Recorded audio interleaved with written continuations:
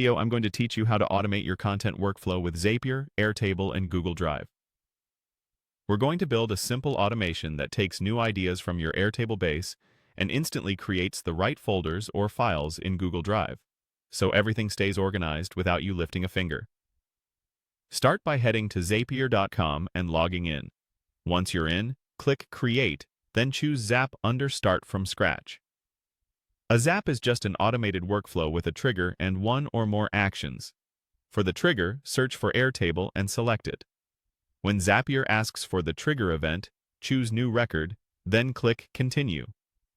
Connect your Airtable account and pick the base and table where you keep your content ideas. If you haven't created a sample idea yet, add one in Airtable so Zapier has something to pull in. Now click Test Trigger. You should see a sample record come through. This confirms Zapier can read your data and that you're pointing to the right base and table. Next, add an action. Search for Google Drive and select it. For the action event, choose either Create Folder if you want a fresh folder for each idea, or Copy File if you're working from a template file and want to duplicate it for each new piece of content.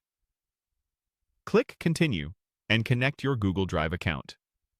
Zapier will ask where to create the folder or copy the file. Pick a parent folder to keep everything neat. Then map your Airtable fields to build dynamic names.